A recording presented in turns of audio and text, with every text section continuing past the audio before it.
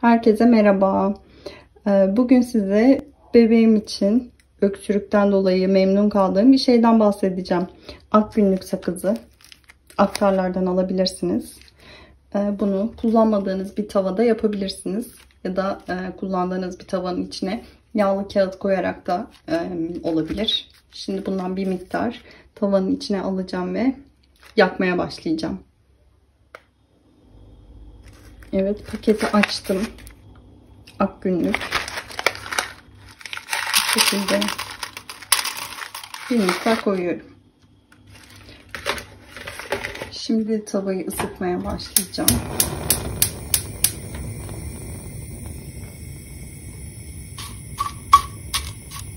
Zaten ısındıktan sonra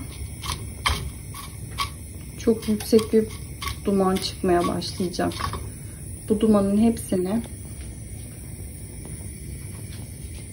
şu şekilde bir pamuğun içine alacağım.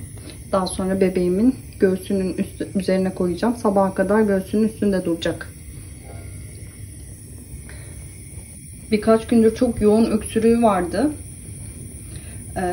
Bir gün koydum. İkinci gün bayağı azaldı, yarı yarıya.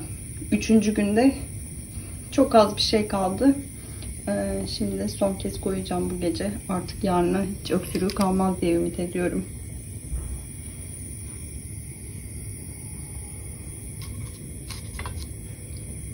Yağlı kağıt olduğu için biraz geç ısınabilir. Tam olarak yere değsin diye şu şekilde bastırdım.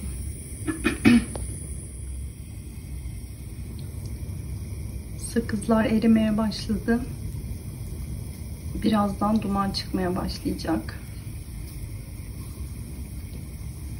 Geçen kışta bir kere uygulamıştım. Çok memnun kalmıştım. Şimdi tekrar bebeğim üşüttü maalesef. Ama bu gerçekten çok iyi geldi.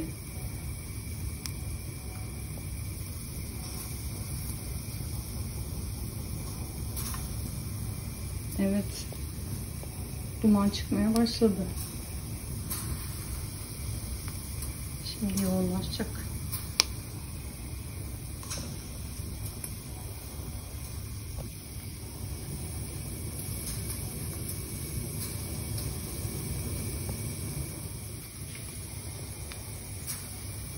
Duman çoğalmaya başladı. Şimdi üzerine şu şekilde pamuğu koyacağım. Etrafından hava kalmayacak şekilde. Şimdi dumanı içine almaya başladı. Bu akgünlük sakızının dumanı eve yayıldığı zaman güzel enerjiler verildiği de söyleniyor. Yani yakıp eve dumanını dağıtabilirsiniz.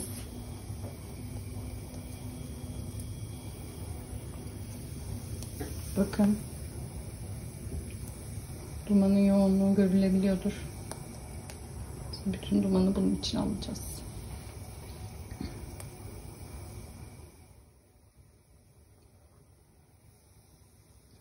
Dumanı görüyor musunuz? Yandı. Bir miktar daha bekleteceğim. Sonra pamuğu alıp bebeğin göğsüne koyacağım. Evet. Şimdi ocağın altını kapatıyorum.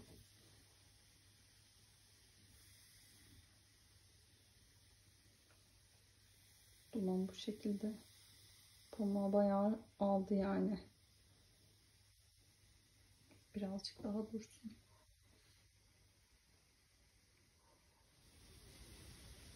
Evet, şimdi altını kapattım.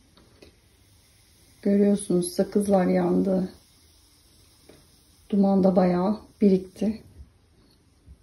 Biraz daha kalsın. Hemen götürüp koyalım.